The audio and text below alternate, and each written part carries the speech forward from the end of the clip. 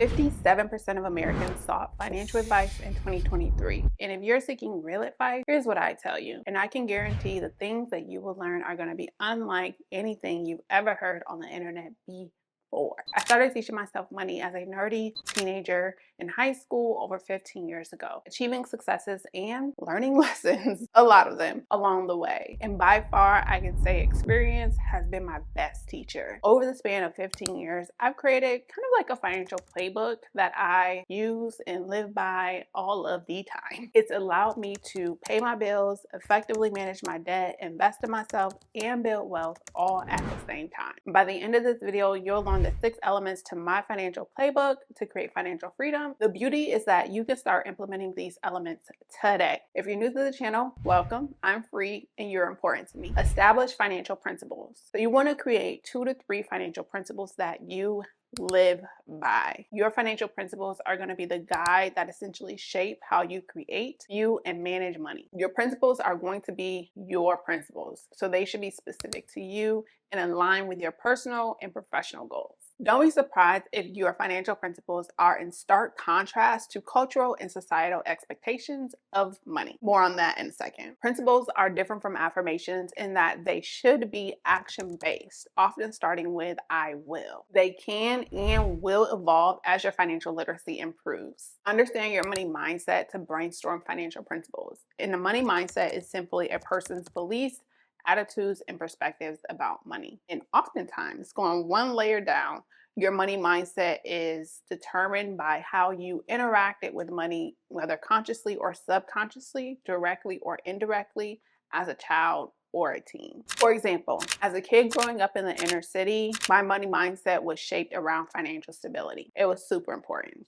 Muy importante. So in my teenage years and early 20s, one financial principle that I created was that I will develop a career that is rooted in financial stability while also catering to like what I'm naturally good at. And it's one of the reasons why I went into accounting as my major. Because of what I saw and experienced growing up, it was super important to me to have a stable income once I became an adult. And now, as an adult, one of my financial principles is that I will not create lifestyle creep at the expense of my financial future. And about that contrast or that contradiction that I mentioned earlier, so in America, we are taught, and it is embedded in us, to be consumeristic in nature and to spend, spend, spend.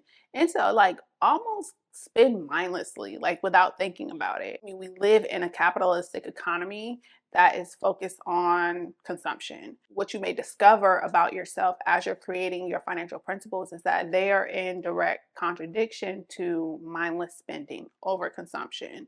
Because oftentimes when you do that, it can be at the sacrifice of your goals. And so your financial principles will begin to evolve to be more aligned with intentional spending, effective debt management, saving, investing to ultimately create that financial freedom. And that's a whole nother video in and of itself, because sweetie pie. From a societal perspective, sometimes perception is reality. So when you are making financial decisions that maybe on the outside, it don't look like you're doing well as someone else. It's like, boo, if we compare brokerage accounts, it takes something different. It can be like just difficult to say like, okay, I'm not gonna go get the latest and greatest and be perceived as like somebody that got it. And not only like it's perceived like I got it because that's what folks can see and that's how oftentimes we're judged, whether good, bad, or indifferent. But instead, I'm gonna take my finances and throw it into an investment that's gonna make me 10%. And like now, financially, I'm better off, but don't nobody know that because from an outside perspective, it don't look like nothing changed. You know what I mean? Understand your happiness meter. So your happiness meter is essentially how you measure excitement, joy, and happiness over time. And I don't know if this is something that's like an actual thing. Maybe I should Google it. Or if it's just something that I created to help me make smart financial decisions. But what I do know is that as humans, we have 4 feel-good hormones. Dopamine, which we'll talk about, oxytocin, serotonin, and endorphins, right? But let's focus on dopamine for just a second, because if not managed well, dopamine can and will cause you to make for financial decisions. Now, I'm not a psychiatrist, I'm not a chemist, I'm just a girl who like numbers.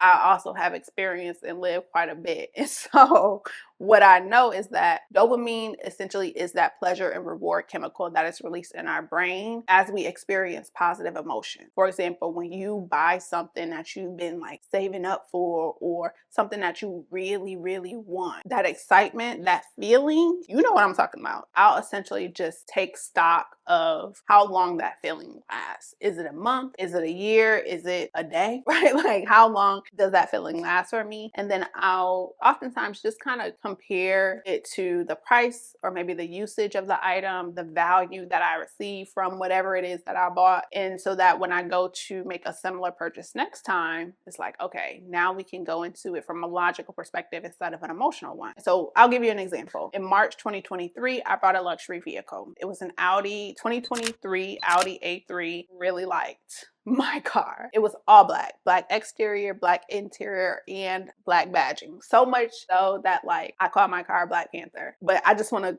give you the visual. And I was excited about that car for all of 2 weeks. Come day 15, it was just a car to me. Was I kind of proud of myself for being able to work hard and afford that type of vehicle? Absolutely. But at the end of the day, when I really sat back and asked myself, Free, are you as excited on day 15 as you were on day 1? The answer was no. Well, fast forward a year later, March 2024, I unfortunately was involved in a motor vehicle accident. I was hit, and my car that I had purchased a year earlier was totaled. I was forced to get back into the car market and find a new vehicle to purchase. Instead of leaning on the emotional side of financial decision making, I instead was like, okay, when you got that car last year, it was a great car. You were super excited about it, but the excitement didn't really last that long. Do you really want to go and like spend a good chunk of change, or do you want to maybe get something that is less expensive but still has some of the same bells and whistles that was on the Audi A3? And so what I ended up doing was buying a Honda. I went back to Honda. I got a 2024. Now, I will buy brand new. I will, like, listen, I'm not buying nothing used. But I went and got a 2024 Honda Civic Touring, and I saved $6,000.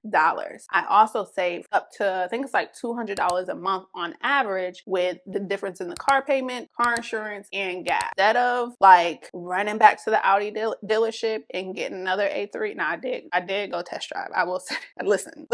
I'm just human. I ultimately bought a Honda. Like, using my happiness meter allowed me to take what could have been an emotional, dopamine-induced financial decision into a logical, like realistic, informed financial decision. And I save money. Create a simple account structure. When it comes to your financial account setup, no matter how much money you have, keep it simple. So you want checking accounts. You need 2 checking accounts. That's it. 1 checking account for your bills and your necessities. That is everything you need to function as an adult. Mortgage, utilities, childcare, insurance, etc. Other checking account is where you have your fun, right? That is where your lifestyle expenses, your comfort purchases come out of that account. That account is attached to a debit card, right? And that is the debit card that is maybe attached to like Apple Pay or Android Pay or Google Pay, if that's a thing. That's how those 2 checking accounts are set up. Then you have your savings account. You have one savings account that has sinking funds or savings vaults of some form or fashion. And your savings account is a high yield savings account, not a traditional savings account. Your main fund, which is your solutions fund, is also like an emergency fund. What I know to be true as someone who's in my 30s is that life oftentimes will come with problems, and you need solutions to fix those problems. And often, if you got a little bit of money in your solutions fund, it can fix the problem expeditiously without stress and anxiety. And then you have savings vaults or sinking funds for specialized savings goals. So let's say, for example, a person has a solutions fund of $25,000. They may have a sinking fund for travel of $2,500. Credit card. This might be a hot take, but I'm gonna say what I'm gonna say, and I'm gonna stand 10 toes. You need 1 credit card from a banking institution, a company or a business that is in the business of banking. 1. with a limit high enough to take care of your finance. But also be mindful with that, because in the playbook, like something that I personally live by is my limits on my credit card does not exceed 5 to 7% of my net income, right? So for example, if someone gross pay is $100,000, but after taxes and insurance and contributions to retirement, they bring home $75,000, they're not going to have that credit card with a limit higher than 7% of that $75,000. It helps to minimize the risk of you becoming burdened with debt. But something that really happened to me was when I got my first credit card, I was maybe in my teens, early 20s. I kept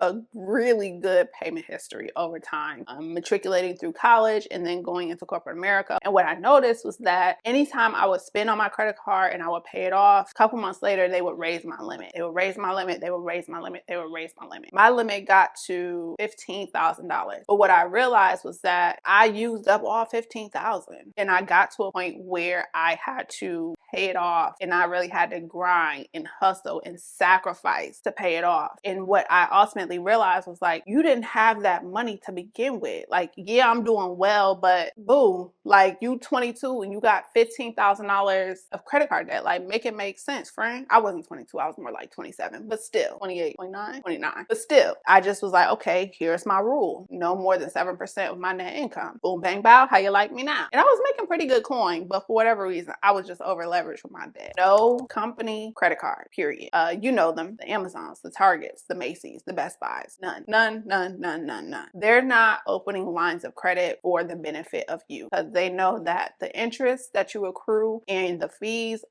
is revenue for their company. So yes, they may be in the business of like selling product, but they also got another stream of income that's coming from folks who don't pay their bills on time and carry their balances over month to month, and they running up a check, and it's a trap. Don't fall for the trap. One credit card, that's it. The only exception I'll make when it comes to getting more than one credit card is if you have a care credit account. If you're unfamiliar, allows you to make medical purchases. And given how the American medical system, health system is set up, sometimes you have to put a transaction on a credit card. The only other exception that I'll make when it comes to credit cards is if you have a charge card, for example, Amex or something of that fashion. Once you've proven to yourself that you can effectively manage debt, then it makes sense to maybe expand your revolving credit profile. You go get a charge card. But on a normal, regular, degular, schmegular, for the most part, one credit card. Trust me, your life will be way simpler. Now you want to look into retirement. And here's where like the game really changes. Your retirement account, it can be a 401k or a pension if you are a W-2 employee. If you are self-employed or you're an independent contractor, you may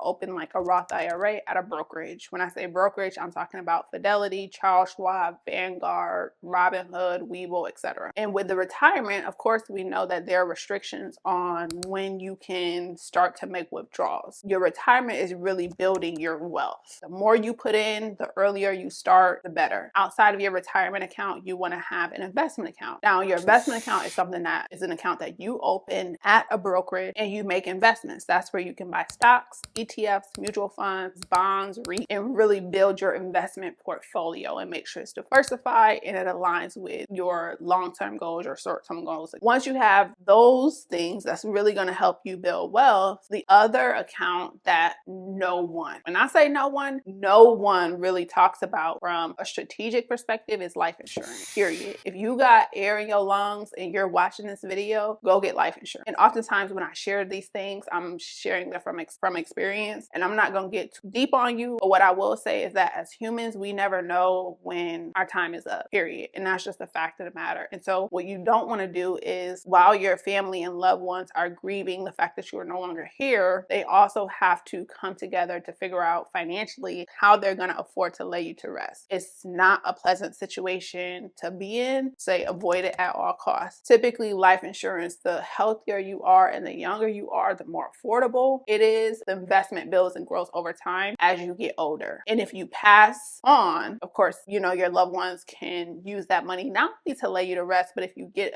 enough of it, it can kind of like give them a financial boost. When you talk about generational, you know what I'm saying? If I could hand you a little son, when I kick the bucket, why not? But then also there are options where you can have life insurance that can act as a retirement account. Let's say you don't kick the bucket early and you know, you just on on here on this earth for hundreds of years, then once you reach retirement, you can start taking that money out that you've invested since you were 25, 26. So those are the accounts. You want your checking accounts, you have 2 of those, your savings account, 1 with sinking funds, your credit card, 1 main one, and maybe a care credit and a charge card. Don't run and go get no American Express and you got a $500 Bank of America credit card. Like, let's be strategic. Then we have a retirement account, investment account, and then life insurance. Build healthy money habits. So there's 3 key habits that I encourage you to build. That's budgeting, paying yourself first, and having discipline when it comes to managing your debt. The first and most important step to creating any type of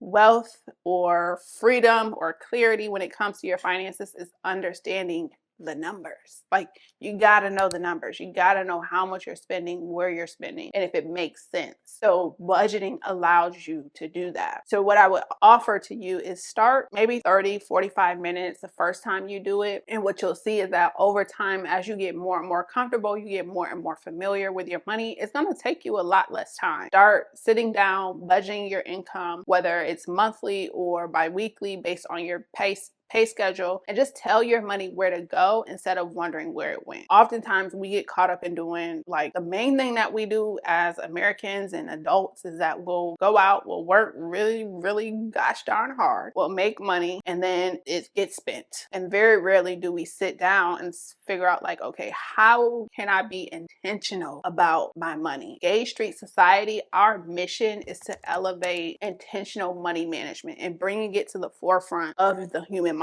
Like, that's my mission for my business. As an aside, I'm really passionate about money management. So you budget. The next thing you want to do is pay yourself first. Pay yourself first. Pay yourself first. Pay yourself first. Pay yourself first. I can't emphasize that enough, because as adults, oftentimes we're not paid what we're worth. So you have to invest in yourself and take what you do make and carve just a little bit of piece of something to the side, right? And put it in that high yield savings account. Paying yourself first before you start spending on comfort lifestyle purchases. Making sure that you're saving for a rainy day, direct deposit money every other week or every month into a high yield savings account. And really, amount doesn't matter. If you have to start small, right? If it's $100 every month, it's $100 every month, so that you invest in yourself, create that financial nest egg. And the third habit to build is debt discipline. Now, there are very little things that we can purchase in America, especially if you're in the middle class, without taking on debt. The things that, like, actually matter. You know what I mean? When you buy a house, there's very little people in the middle class that I know that's paying for a $450,000, $500,000 house in cash, right? Oftentimes we have to take out loans. And being in debt is not necessarily a bad thing if that debt makes sense, if it helps you build wealth. So having an underlying asset, i.e. a house that's going to appreciate in value over time, okay, well, taking on that mortgage makes sense. Buying a car that, although it does depreciate that underlying asset, it affords you the opportunity to get from point A to point B to make your money, okay, that makes sense. Getting a credit card to build a credit profile because you want to be a first-time home buyer and you're building your credit, that kind of makes sense. Just don't go overboard and don't leverage yourself to the point where you're over leveraged with your debt. Just be strategic and intentional about when, how, why, and how much you take out, and use debt as a tool to build wealth instead of a crutch that you rely on because you're not budgeting, you're not managing your finances. Okay, got that? You want to give yourself grace. Now, there's a couple things in this world that are guaranteed, and that is change and failure, right? There is no one that's perfect. So as you encounter financial setbacks, mistakes, challenges, give yourself grace. Extend compassion and kindness to yourself along the way, right? And understand that, like, a setback ain't nothing but a setup for a comeback. That's it, that's all. You know, give yourself grace as you go through this journey, go through this process, because what I know to be true, what is actual factual, is that gaining financial confidence, building wealth, financial clarity, financial freedom, it's a marathon. It ain't a sprint. And that's a Snapple fact on a bottle cap. On the flip side of that, don't be so afraid to fail that you never even try. You know what I mean? Like, For real.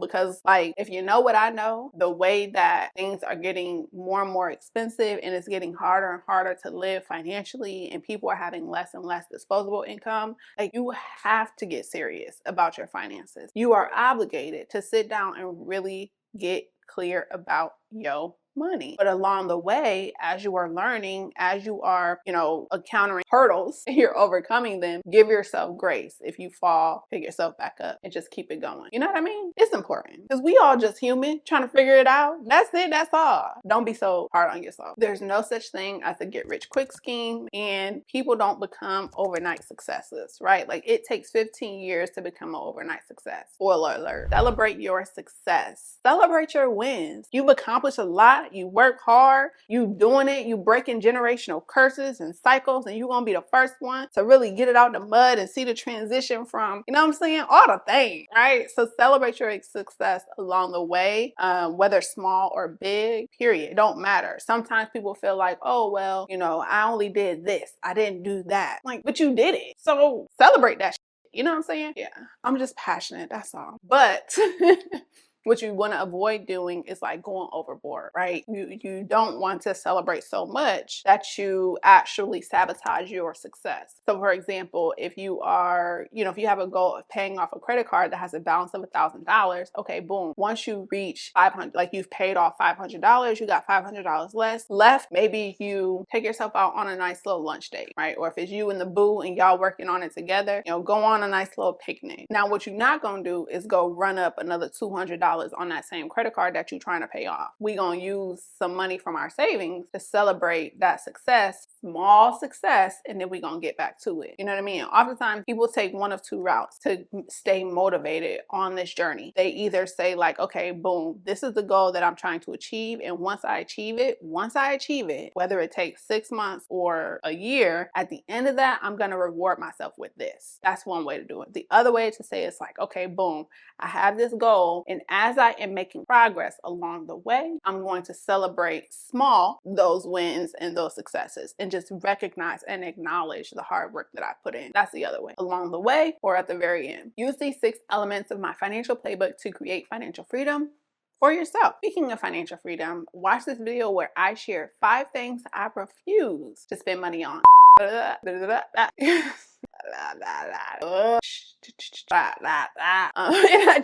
not putting that in the faces. Listen,